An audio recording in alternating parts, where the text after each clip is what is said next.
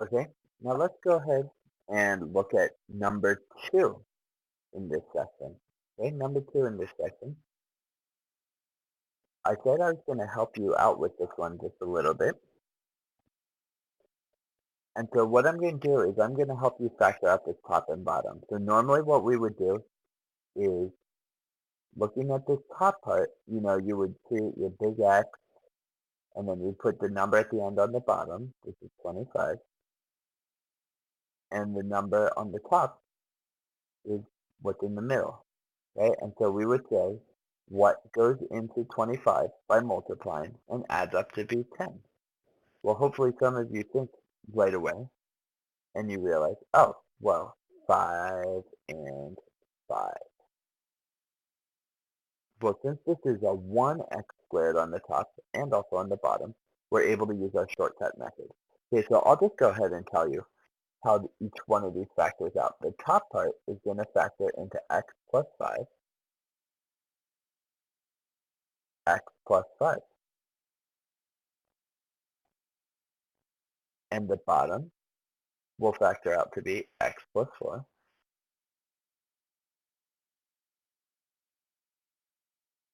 and x plus 5.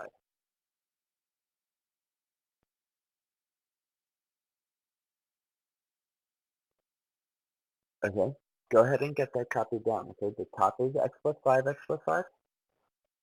The bottom is going to be x plus 4, x plus 5.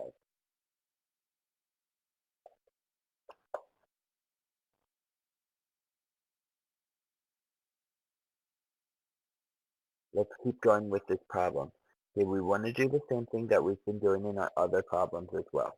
And that is to simplify and then to state any restrictions.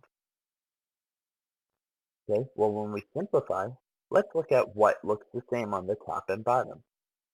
Well, I see two sets of parentheses, and what I want to do is see, is x plus 5 on the bottom as well? And yes, it is. Okay, so what I see on the top and bottom, I can cancel out.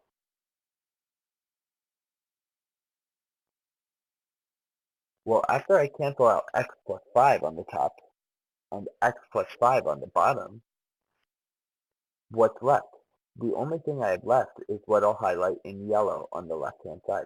I have x plus 5 and x plus 4. So my final solution is going to be everything that I had left. X plus 5 on the top, x plus 4 on the bottom.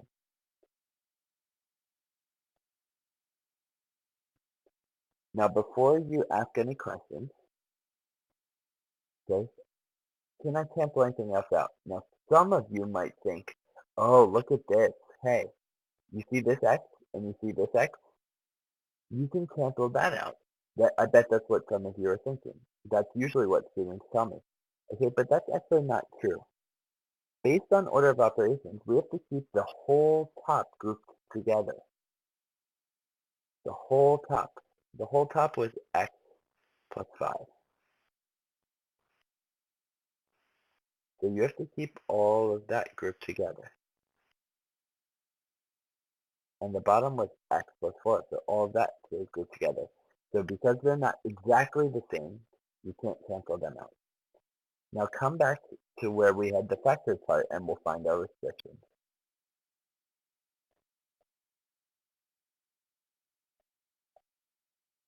Okay, our restrictions are going to be what makes the bottom equal 0.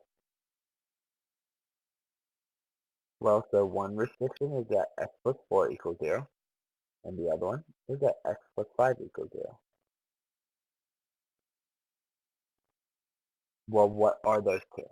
These are one-step equations, okay? The first one came from right here. If that was equal to 0, then the whole bottom would be equal to 0. We said that's not okay. The second one was from the second half of what we expected. Okay, if that was equal to 0, that's not okay either. So let's go ahead and write it out. X plus 4 equals 0. Well, how do you solve that? Well, when I see a plus 4, I'm thinking opposite, minus 4.